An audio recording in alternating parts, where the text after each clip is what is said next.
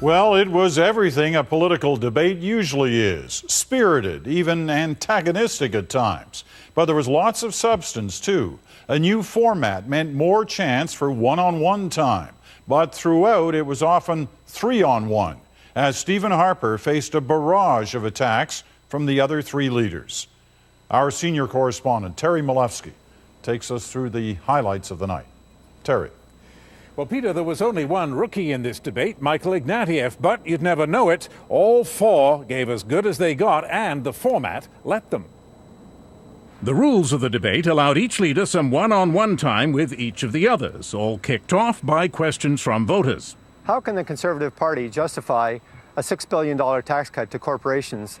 The first question challenged Stephen Harper on taxes. Well, first of all, there are no corporate tax reductions in our current budget. But the most experienced debater, Gilles Duceppe, quickly changed the subject. I would first like to congratulate Mr. Harper for answering a question from a citizen for the first time in this campaign. Duceppe tried to put Harper on the defensive over spending on last year's summits. Will you release that report? Every single dollar is accounted for, and all those projects have been publicly disclosed. The Liberal leader seized on the same issue. This wasn't stimulus. This was just scattering money around to build gazebos and fake lakes. And Canadians don't have confidence in your management of the economy because you waste public money. You're citing a report that the Auditor General's office said should not be relied upon. In the second round, Jack Layton found a way to attack both Harper and Ignatieff on corporate tax cuts. You did get it through with the support of Mr. Ignatieff, who now, by the way, pretends to oppose the things he voted for. But Ignatieff preferred to turn his fire on Harper. We're having an election because you couldn't tell the truth to the Parliament of Canada about the money you're going to spend on jets, jails, and corporate tax giveaways. All of the opposition leaders made an issue of the soaring cost of the new F-35 fighters, but Harper stood his ground. We will not be spending a dime on these jets for at least 5 years, and then we'll be buying them for a period of over 20 years. Mr. Ignatieff wants you to believe, and the other party's leader wants you to believe, that somehow by canceling a jet purchase 5 or 10 years down the road, they can finance election promises today. When the question of foreign affairs came up, Ignatieff led off the debate. Mr. Harper has betrayed our democracy at home, and I don't think he can stand up for democracy and freedom abroad. We should be bringing our troops home from Afghanistan. But the debate quickly reverted to the still unreleased Auditor General's report on summit spending. Let's have her final report released. Will you go along with that? Mr. Layton, Well, then bring it out. Bring it out. Well, first Release of all, it. it's the Auditor General's what are you afraid report. of? We encourage the Auditor General to release that report. We're having an election because you didn't tell Parliament the truth. Eventually, they did get back to the question, foreign affairs. We're out there actually making a difference in the world. That's what Canadians expect of us.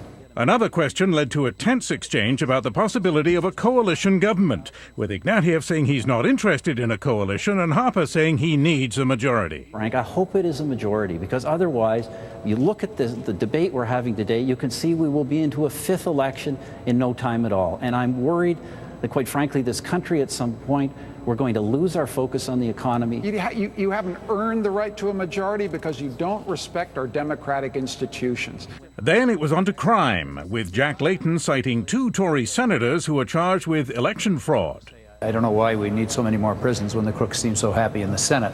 Finally, on health care, they all claim to be the best friends of universal care.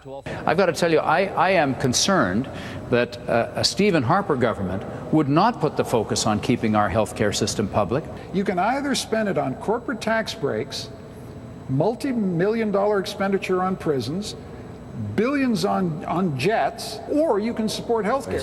We want to keep our economy on track so we can continue to fund and increase funding for our healthcare system. And that is just a sample. All of them landed some zingers, none of them made any obvious gaffes, and they'll do it all again tomorrow in French. Peter. All right, Terry, thanks very much. Terry Milewski in Ottawa. We're joined now also from our Ottawa Bureau by Chris Hall, who's our National Affairs Editor. Chris, anything happened tonight that changes the equation as we head into the final 3 weeks of the campaign? No, I'm a big believer that governments are defeated as opposed to elected, Peter. And I didn't hear anything tonight that suggested that people would want to change their votes or have any less confidence, perhaps, in Stephen Harper's ability to lead. He did talk a lot about those kinds of issues that he felt were the most important, the economy and the priority he placed on it. And frankly, a lot of the debate, Peter, ended up as like question period, the three opposition leaders going at Stephen Harper about his record. Perhaps the most surprising thing for me was that Michael Ignatieff missed a lot of opportunities to set out what the Liberals would do if given the opportunity to govern. He really was more like an opposition leader trying to hold Stephen Harper to account. In fact, he said that at one point. So in the end, I think they all did what they needed to do. They tried to reach out beyond the base to give people a reason to look at their platforms. But in the end, I'm not sure that many people would have been swayed one way or the other by what they heard. Any surprises in the spin that's coming out of the parties in the post-debate hour?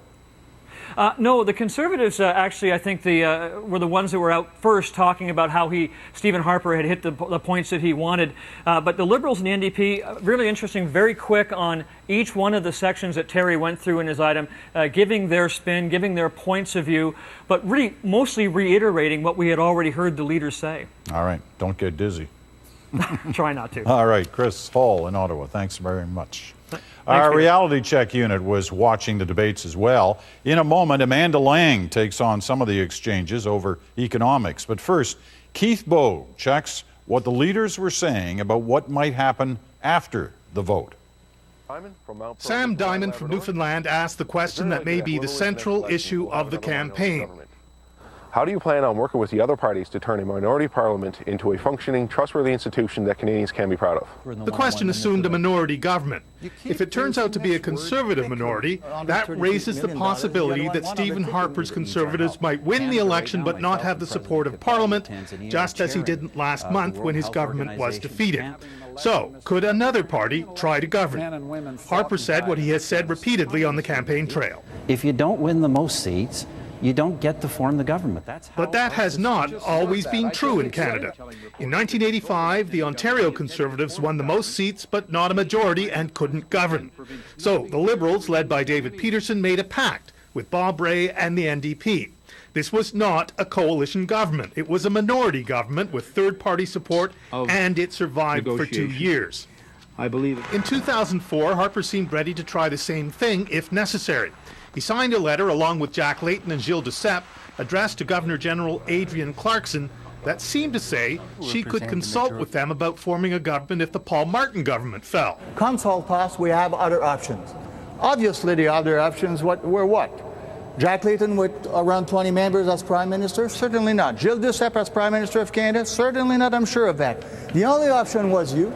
You finished second, and you wanted to be Prime Minister. As for Michael Ignatieff, he said the party that wins the most seats gets to try to form a government. But he left the door wide open to other options if, say, the Conservatives win a minority in the election but can't win the confidence of the House of Commons. Jack, I respect the voters too much to presume anything else, and I'm happy to work with you. I'm happy to work with Mr. Harper. I'm happy to work with Mr. Duceppe. I'm just saying, let's not do it as a coalition. It's not just a quibble. This may all actually play itself out or replay itself out before the summer. If the Conservatives do win another minority and then try to pass the budget that the opposition has already said it rejects. Keith Bogue, CBC News, Toronto.